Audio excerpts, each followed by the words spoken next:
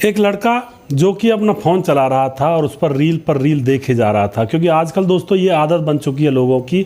एक बार हाथ में फ़ोन पकड़ लेते हैं तो जो रीलें आती हैं स्क्रॉल करते चले जाते हैं और देखते चले जाते हैं। ज़्यादातर सबकी आदतें हैं, ये नहीं कहूँगा मेरी नहीं है आपकी नहीं, सबकी ही हैं। आजकल ये सोशल मीडिया का दौर चला ही कुछ ऐसा है।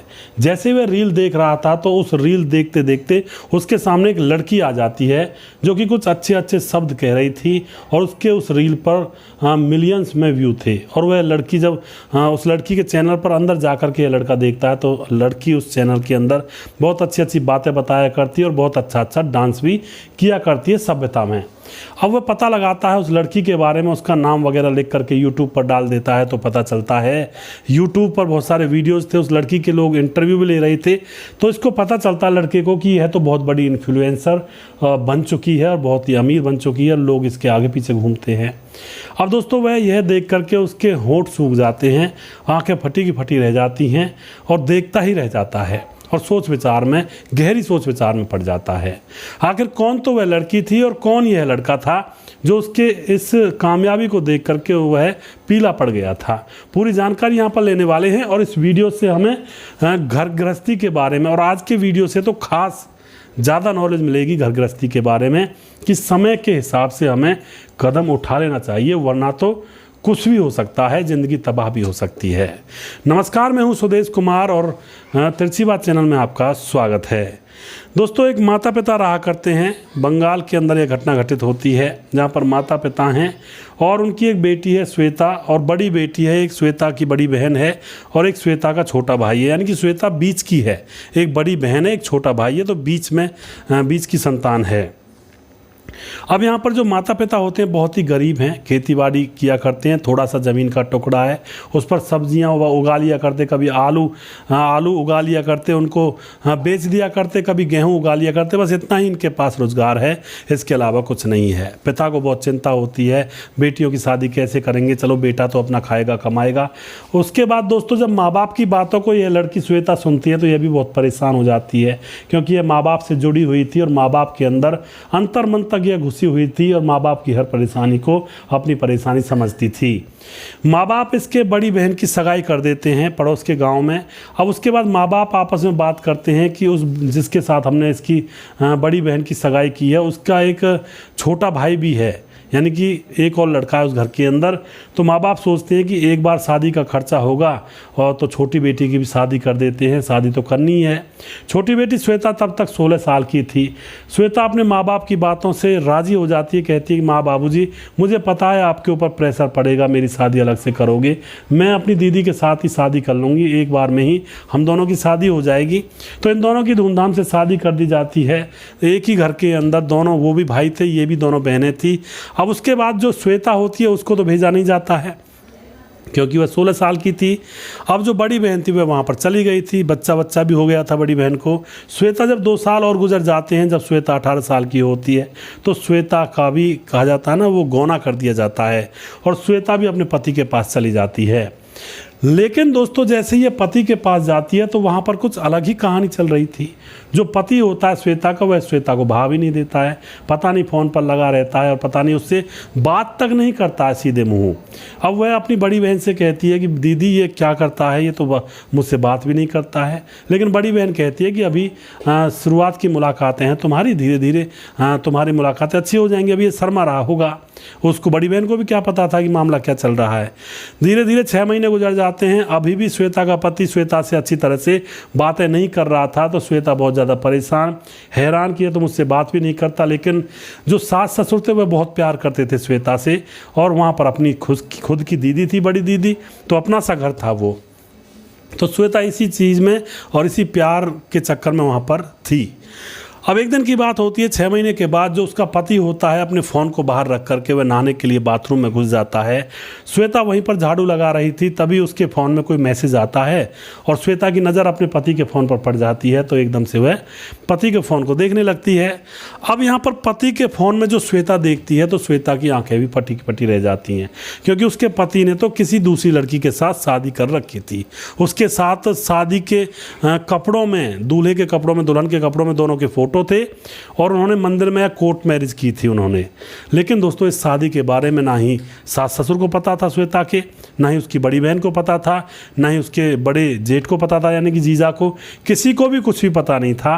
अब श्वेता जब देख लेती है कि उसके पति ने तो शादी कर रखी है और वह समझ जाती है कि ये मुझे इसलिए भाव नहीं देता क्योंकि इसने तो शादी कर रखी है। जैसे ही वह नहाकर बाहर निकलता है तो श्वेता यहाँ पर कलेश कर देती है, कहने लगती है कि यह कौन है, मुझे ये बता दो। अब वह एकदम से कह उठता है कि यह मेरी पहली पत्नी है, तुमसे शादी से पहले इससे मैंने शादी कर ली थी क्योंकि मैं बाहर जॉब किया करता हूँ, तो ये मुझे पसंद आ गई और हम दोनों ने लव मैरिज कर ली। अब तो यह बात खुलकर सबके सामने आ जाती है। जो वह लड़का था उसके घर वाले भी बड़े हैरान परेशान कि ये कैसा लड़का निकला, इसने तो हमें बताया ही नहीं, दूसरे की लड़की की ज़िंदगी बर्बाद कर दी। यह बात अब जो श्वेता होती है और उसकी बड़ी बहन अपने माँ बाप को बुला लेते हैं, पंचायत जोड़ी जाती है और पंचायत में श्वेता से पूछा जाता है कि श्वेता बता तू क्या चाहती है। श्वेता कहती है कि देखो जी मैं सौतन तो बर्दाश्त कर नहीं सकती, उससे तलाक दिलवा दो इसका, उससे दूर कर दो, मैं इसके साथ रह लूँगी क्योंकि मेरा इस घर में जी लग गया है, मेरी बहन भी यहाँ पर है, मेरे सास ससुर मुझसे बहुत प्यार करते हैं। लेकिन दोस्तों लड़की ने बात सही की थी। अब लड़के से पूछा जाता है कि तू बता तुझे क्या करना है। लड़का कहता है कि मैं अपने पहले प्यार को नहीं छोड़ सकता, यानी कि मैं अपनी पहली पत्नी को तलाक नहीं दे सकता, इसको दे सकता हूँ मैं तलाक। अब तो यह बात सब लोगों के सामने खुलकर आ चुकी थी और दोस्तों उसके बाद यहाँ पर मामला बन ही नहीं रहा था रहने का साथ में, तो उसके बाद इन दोनों का तलाक करवा दिया जाता है। तलाक होने के बाद ये जो लड़की होती है अपने माँ बाप के पास चली जाती है, लेकिन इसका मन नहीं लग रहा था क्योंकि इसका मन तो अपने ससुराल में लग चुका था, अपनी सास ससुर और अपनी बड़ी बहन के पास। लेकिन अब करे भी तो करे क्या, ये डिप्रेशन में जाने लगती है। उसके बाद इसके माँ बाप इसको मामा के यहाँ भेज देते हैं कि थोड़ा मन लगेगा, जगह बदलेगी, लेकिन मामा के यहाँ भी ये पूरी डिप्रेशन में हो जाती है। उसके बाद जब मामा के घर से भी खबर आती है कि भाई ये बहुत ज़्यादा परेशान है, इसको अपने साथ ले जाओ, तो माँ बाप के सामने बहुत बड़ी एक परेशानी आती है कि अब क्या किया जाए। तो माँ बाप और जो भाई होता है छोटा, सारे लोग बैठ करके और जो बड़ी बहन होती है वह भी प्लानिंग बनाते हैं कि देखो इसकी शादी कर देते हैं, तब तक यह बात नहीं बनेगी वरना यह डिप्रेशन में मर जाएगी। क्योंकि दोस्तों श्वेता ने यहाँ पर ऐसा भी कुछ किया था जो उसने सोचा था कि मैं अब इस दुनिया में नहीं रहूँगी, और कोशिश भी की थी, लेकिन दोस्तों वह असफल हो गई थी। उसको तुरंत हॉस्पिटल ले जाया जाता था, उसका जहर वगैरह जो नींद की गोलियाँ उसने खाई थी वह उससे बचा लिया जाता है। माँ बाप हार करके ये फैसला लेते हैं जब क्या रहेगा, जब ये मर जाएगी तो इसकी शादी करवा देते हैं। तो दोस्तों एक लड़का ढूंढा जाता है जिसकी पहली पत्नी मर चुकी थी और उस लड़के के साथ श्वेता की शादी कर दी जाती है बड़े अच्छे तरीके से। लड़का बहुत अच्छा था और वहाँ पर सास ससुर भी वहाँ पर भी अच्छे थे। लेकिन श्वेता को अपने पहले सास ससुर याद आया करते, अपना पहला जो ससुराल था वो याद आया करता, वहाँ पर भी डिप्रेशन में रहा करती। लेकिन कुछ समय के बाद जैसे वो बाहर निकलती घर से तो बाहर के लोग भी ताना मारते कि दूसरी शादी की है और अब यहाँ पर भी इस पति को भी खाएगी, इसके साथ क्या होगा, मतलब ऐसे ताने होते हैं समाज की औरतों के। तो ऐसे ताने वह दूसरे घर में भी सुना करती। लेकिन दोस्तों यहाँ पर अब क्या होता है, जो उसकी सास होती है वह कहती है कि बेटी लोग तो तब भी कहेंगे जब तुम कितना भी अच्छा काम कर लो, फिर भी लोग ताने मारे बगैर रहेंगे नहीं। इन लोगों की बातों को सुनना बंद कर दे और अपने घर गृहस्थी की तरफ ध्यान दे। अब वह अपने घर गृहस्थी में जुट जाती है। अब जो छोटा भाई होता है वह भी देखता है कि उसकी बहन बहुत डिप्रेशन में है, तो वह एक फ़ोन ले जाता है और फ़ोन ले जा करके अपनी बहन से कहता है कि देख तू कभी हंसती नहीं है और तू बचपन में कितना अच्छा डांस किया करती थी, चल मुझे डांस करके दिखा। तो वह जैसे डांस करने लगती है अपने भाई के सामने, तो उसकी वीडियो बनाता रहता है और उसके बाद वह कहता है कि देखो मैं तुम्हारा चैनल बना रहा हूँ यूट्यूब पर और इस वीडियो को मैं यूट्यूब पर डाल दूंगा। अब श्वेता तो उदास थी, वह कहती है कि तुम जो करो वो कर दो। और दोस्तों भाई उस वीडियो को यूट्यूब पर डाल देता है और यूट्यूब पर श्वेता के चैनल पर वह वीडियो रैंक कर जाता है, लाखों में और मिलियन में चल जाता है। तो लोग भी कहने लगते हैं कि अरे तुम्हारा वीडियो तो बहुत मिलियन में गया है। श्वेता भी देखती है तो उसको भी इंटरेस्ट आता है कि हाँ लोग तो मुझे देखते हैं और बहुत ही अप्रिशिएट करते हैं, तारीफ़ कर रहे थे। उसके बाद श्वेता के अंदर थोड़ी सी हिम्मत और आती है और फिर अगला वीडियो डालती है, उसके बाद अगला वीडियो डालती है और अच्छी अच्छी बातें कहती है और अपनी पुरानी लाइफ, पास्ट लाइफ जो गुजरी थी उसके बारे में भी बैठ करके सभी लोगों को बताती है कि मेरे साथ ऐसा हुआ और मेरा पति इस तरह से दूसरी से प्यार करता था और मैंने दूसरी शादी की है। यानी कि लोगों के सामने वो सच्चाई रख देती है। लोगों को ये बातें बहुत पसंद आती हैं और अब देखते देखते उसका जो चैनल होता है मिलियंस में फॉलोवर और सब्सक्राइबर हो जाते हैं और लोग उसे खूब सराहते हैं और उसकी वीडियोज़ को लाखों में और मिलियन में देखने लगते हैं। अब तो उसके पास अथाह पैसा आने लगा था जब यूट्यूब चैनल चल गया तो दोस्तों अब उसके पास काफ़ी पैसा धन दौलत, उसने गाड़ी वगैरह खरीद ली थी और उस घर को भी तुड़वा दिया था जिस घर में वह शादी करके गई थी, और उस वहाँ पर एक अच्छी सी कोठी नुमा घर बना लेती है। उसके सास ससुर खुश, उसका पति खुश, और अब वह पूरी मतलब सोशल मीडिया इन्फ्लुएंसर बन चुकी थी। जो आस पड़ोस में उससे ताना मारा करती थी वह भी अब खुश होने लगी और उसके साथ फ़ोटो खिंचवाने लगी। बाहर भी कहीं जाती तो कहती कि श्वेता हमारी ही पड़ोस की रहने वाली है। श्वेता कहीं बाजार में भी जाती सब्जी लेने तो बहुत सारे लोग फ़ोटो खींचते और उससे अच्छी अच्छी बातें करते, तो श्वेता का अब मन लग जाता है। अब उसको लगता है कि उसकी भी दुनिया है कोई। अब दोस्तों उसके बाद जो उसका पहला पति होता है वह एक दिन रील देख रहा था, तो उसको रील देखते देखते श्वेता की रील मिल जाती है और उसको देखता चला जाता है और श्वेता के बारे में और वीडियोस देखता है। तो उसको पता चलता है, क्योंकि श्वेता के इंटरव्यूज़ भी बहुत लिया करते थे बाकी यूट्यूब चैनल, तो उसको पता लग जाता है कि श्वेता तो एक सक्सेसफुल लेडी बन चुकी है, बहुत सारे पैसे कमाती है और बहुत ही अच्छी है, और इसके अंदर कोई गुस्सा तो है ही नहीं। प्यार से बात करती थी पहले मेरे साथ भी, और वहाँ भी प्यार से ही रहती होगी। दोस्तों यहाँ पर उसके मन में एक आग सी लग जाती है, क्योंकि जिस औरत से उसने पहली शादी की थी, कोर्ट मैरिज लव मैरिज की थी, वो औरत उसे ताने मारने लगती है और वो उसे ढंग से जीने तक नहीं देती है, उसके साथ गंदा व्यवहार करती है। अब उसको अपनी वह पत्नी याद आती है जिसको उसने भगाया था। वह अपनी भाभी से कहता है कि भाभी मुझे श्वेता से एक बार बात करनी है, मुझे माफ़ी मांगनी है, मैंने इसके साथ बहुत गलत किया। तो श्वेता की जो बहन होती है, बड़ी बहन, वह फ़ोन मिला देती है और कहती है कि श्वेता ये बात करना चाहता तुम इससे बात करो थोड़ी देर। श्वेता कहती है दो फ़ोन। तो वह कहता है श्वेता मुझे माफ़ कर दो, मुझसे बहुत बड़ी गलती हो गई जो मैंने तुम्हारा साथ नहीं दिया। तुम तो लक्ष्मी हो और जो मेरी पत्नी है पहली वह तो मुझे परेशान करती है और तंग करती है, और कहीं कहीं का नहीं छोड़ा उसने मुझे, रात दिन लड़ाई लड़ती रहती है। और तुम कितनी सौम्य थी, कोमल थी, कभी गुस्सा करके जाना नहीं तुमने। तुम तो लक्ष्मी हो और मुझे माफ़ कर देना हो सके तो। लेकिन श्वेता कहती है कि वो कोई दिक्कत नहीं है, तुम्हारी करनी का तुझे मिला है और मेरी करनी का मुझे मिल गया है, और अच्छा हुआ तुमने मुझे वहाँ से निकाल दिया। मैं अब बहुत ही अलग ज़िंदगी जी रही हूँ और काफ़ी पैसा धन दौलत सब कुछ है मेरे पास। अब ये जो तुम्हारी करनी थी वो तुम भुगतोगे, मेरी करनी मैं भुगतूंगी। तो इस तरह से दोस्तों ये कहानी यहाँ पर समाप्त होती है। जो इंसान समझ बैठता है कि जीवन में अब कुछ भी नहीं है, अब बस ख़त्म है लाइफ, वो गलत सोचता है, क्योंकि जीवन के अंदर बहुत सारे आयाम होते हैं। न जाने कौन सी दिशा से कौन सी राह मिल जाए जीवन को जीने की, बस थोड़ा सा इंतज़ार करना होता है बुरे वक्त में। बुरे वक्त में थोड़े से जब बुरा वक्त आता है तो बहुत सारे लोग तड़प उठते हैं कि अब क्या करूं, मैं तो मर गया, बर्बाद हो गया, अब तो मेरा कुछ रहा ही नहीं, बदनामी हो गई, पैसों से लुट गया, पैसा भी नहीं है, कुछ भी नहीं है, कर्जा है मेरे ऊपर। और वो उसी सोच विचार में उस समय वह गलत कदम उठा लेते हैं और यहाँ पे गलत ही काम हो जाता है, जाने चली जाती हैं। लेकिन उस समय अगर वो आदमी धैर्य से काम ले जाए, कोई गलत कदम ना उठाए, तो दोस्तों वक्त की पाबंद हर चीज़ पर धूल जमा देती है। धीरे धीरे वो गलत वक्त निकल जाता है और फिर एक ऐसा सुनहरा सवेरा होता है जब इंसान जीने की चाहत रखता है और ज़िंदगी भर खुश होकर जीता है। बहुत सारे लोगों के मन में जब ये आया कि मैं कर्ज में डूब गया, या फिर मेरी पत्नी ने ये कर दिया, वो कर दिया, पैसे नहीं है मेरे पास, गरीब हूँ मैं तो कुछ हो ही नहीं, मैं तो कुछ हूँ ही नहीं, जीने लायक भी नहीं हूँ, और बस अब मैं क्या करूँगा, इस दुनिया को छोड़कर जाना चाहता हूँ। लेकिन जो उस समय धैर्य रख गए उस बुरे वक्त में, तो बाद में जब वो धैर्य रखकर वो बुरा वक्त निकल गया तो बाद में वो लोग सक्सेस हुए, उनको रास्ता मिला। और जब उनसे पूछा गया कि अगर उस समय तुम इस दुनिया को छोड़कर चले जाते, कुछ उल्टा सीधा कदम उठा लेते तो कैसा रहता, तो वो बाद में कहते हैं कि अच्छा हुआ उस समय मैं धैर्य से रहा। अगर उस समय मैं गलत कदम उठा लेता, जब मेरे ऊपर आपदा थी, विपदा थी, तो मैं कहीं का नहीं रहता। लेकिन मैं उस समय धैर्य से रहा तो आज मैं सुख संपन्न हूँ, आज मेरे पास किसी चीज़ की कमी नहीं है। क्योंकि दोस्तों कभी भी रात है, हमेशा रात नहीं रहेगी, सवेरा होगा। सवेरा है, रात ज़रूर होगी, हमेशा सवेरा नहीं रहेगा।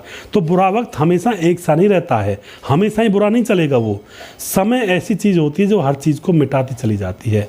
चाहे कितनी भी बुरी बदनामी हो जाए, कितना भी पैसा खर्च हो जाए, कितनी भी गरीबी आ जाए, कुछ भी हो जाए, लेकिन जब वक्त का पहिया घूमता है ना, तो आगे चल के बहुत सारी राहें, बहुत सारी उम्मीदें, बहुत सारे मौके मिल जाते हैं और वो गलत वक्त निकल जाता है।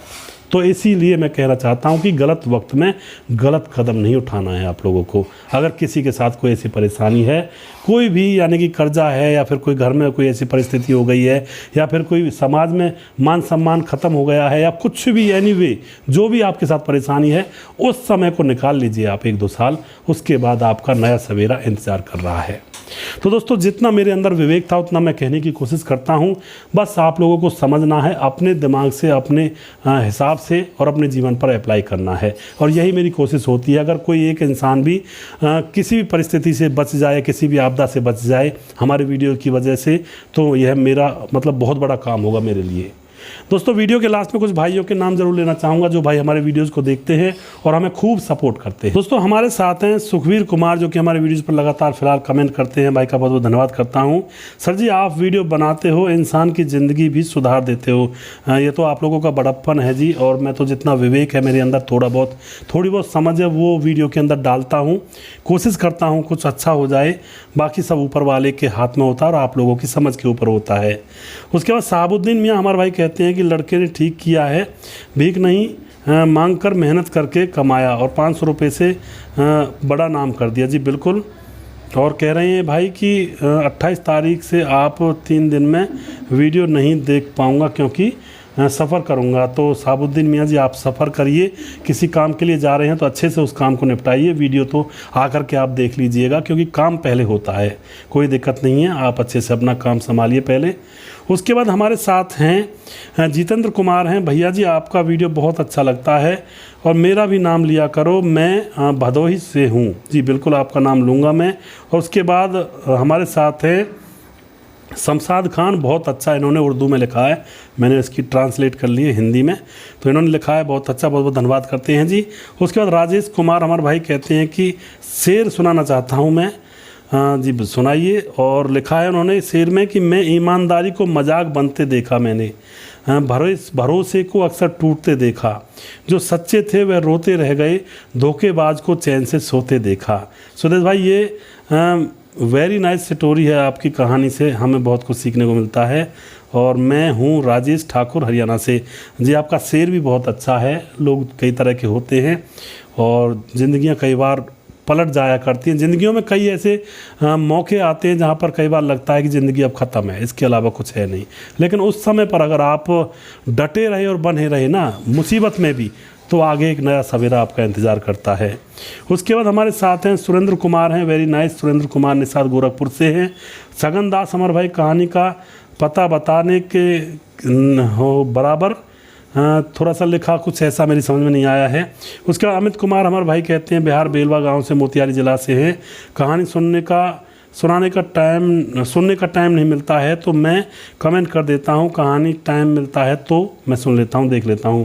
बहुत बहुत धन्यवाद अमित कुमार जी, इसी तरह से सपोर्ट करते रहिए। राम मोहम्मद यासीन लाहौर पाकिस्तान से, जो कि हमारे वीडियोस को देखते हैं, हमें खूब सपोर्ट करते हैं। सारे चैनलों पर इन भाई के हमारे कमेंट आते हैं, राम मोहम्मद यासीन के।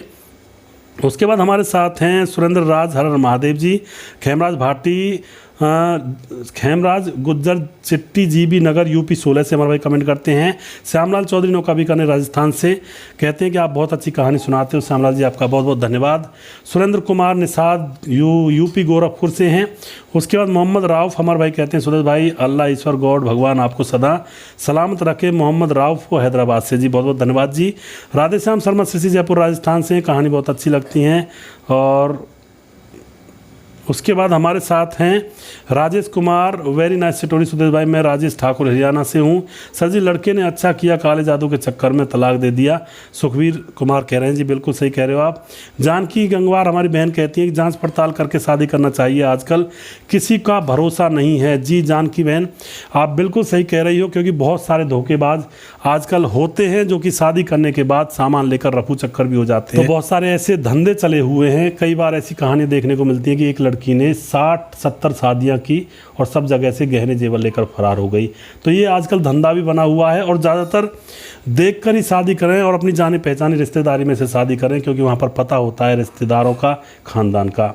अमित कुमार बिहार बेलवा मोतिहारी से हैं, और साबुद्दीन मियाँ दोबारा से। और उसके बाद हमारे साथ राम प्रकाश वर्मा मुंबई से हमारे भाई वीडियोज़ को देखते हैं। प्रमोद गवांडे जो कि हमारे वीडियोस को देखते हैं, नाइस थ्रिलर स्टोरी और superior by Vineet Gawande from Bihar, Mumbai Maharashtra से हैं। और मेरे बाजू वाले मेरे मुँह बोली बहन के साथ ऐसा हुआ था, वो भी अभी मर चुकी है और वो सुमसान 3 रास्तों पे बहुत डरी थी। उसकी माँ और पिताजी भूत प्रेत पर विश्वास नहीं रखते थे, इसलिए वो मरी थी। उसका स्वभाव बहुत अच्छा था।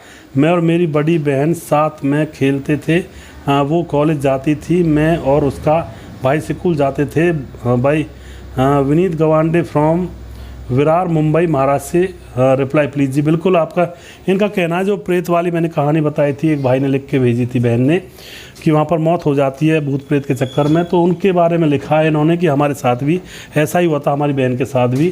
तो ये देखो, भूत प्रेत असलियत में देखा जाए तो माने या ना माने बहुत सारी परिस्थितियां हैं, लेकिन जब समय ख़राब होता है तो बहुत सारी चीज़ें मिल जाती हैं। लोग डर भी जाते हैं, लोगों के साथ कुछ ऐसा भी हो जाता है कई बार जब समय ख़राब होता है। उसके बाद हमारे साथ हैं और भी बहुत सारे कमेंट हैं, उनको भी मैं ले लेता हूं। यहाँ पर हमारे साथ हैं साहब विर्क, हमारे भाई जो कि फेसबुक पर कमेंट करते हैं, जिला बिजनौर से सलेमपुर चीमा फार्म साहब सिंह, बहुत अच्छा लगा जी, बहुत बहुत धन्यवाद भाई साहब का। मोहम्मद सादिक हमारे भाई कमेंट करते हैं, मोहम्मद आज़ाद गुड मॉर्निंग, कैसे हो आप सब, मेरा नाम मोहम्मद आज़ाद है, बेंगलोर से रहते हैं। सूर्य प्रकाश मिश्रा जी है, सर जी कानून तो अंधा ही हो गया है, यदि किसी गरीब के साथ ऐसा होता तो मामले को खोद कर निकाला जाता। रुदौली जिला अयोध्या से हैं, ये उसके ऊपर लिख रहे हैं हमारे भाई सूर्य प्रकाश जी, जो पत्रकार था और पत्नी के साथ शायद कुछ उसने ही किया था। मोनू जैन हमारे भाई कमेंट करते। राजेंद्र धेरू, आपकी कहानी बहुत ही बढ़िया लगी और मैं वीडियो देखता हूँ सरवरपुर जिला फतेहाबाद हरियाणा से। जी बहुत बहुत धन्यवाद राजेंद्र जी। अमित पटेल जो कि बिहार के बेलवा गांव से मोतिहारी से हैं। आशीष कुमार जिला रायबरेली यूपी, आशीष कुमार वहाँ से वीडियो देखते हैं। जितेंद्र शर्मा हैं, जितेंद्र कुमार शर्मा, मैं केक बनाता हूँ और यूपी 57 का रहने वाला हूँ। जी बहुत बहुत धन्यवाद जितेंद्र जी, आप इसी तरह से काम करते रहें।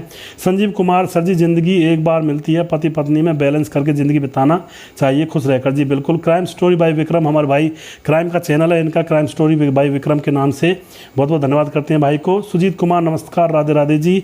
और कैलाश चौधरी हमारे बड़े भाई, लव मैरिज में सफलता प्राप्त होने की संभावना कम रहती है, 3-4 साल बाद आदमी के इरादे नेक नहीं रहते। कैलाश चौधरी कल्याण महाराज से। जी बिल्कुल जी। सुखबीर रॉय हमारे भाई कहते हैं कैसे हो सर जी, पत्नी का नाम अंजलि कुमारी है। जी आप खुश रहे, आपकी पत्नी हमेशा खुश रहे, आपका परिवार हमेशा खिलखिलाता रहे सुखबीर जी। प्रवीण बघेल शिवपुरी से है। मुकेश कुमार यूपी 83 से है। मोनू जैन है और जयेश विसारिया हमारे भाई बड़े भाई कहते हैं सुदेश कुमार जी कैसे हो, मौसम बारिश का है और बारिश में बड़ा अच्छा लगता है। मौसम तो बारिश का है जी, लेकिन हमारे यहाँ बहुत गर्मी पड़ रही है उमस वाली।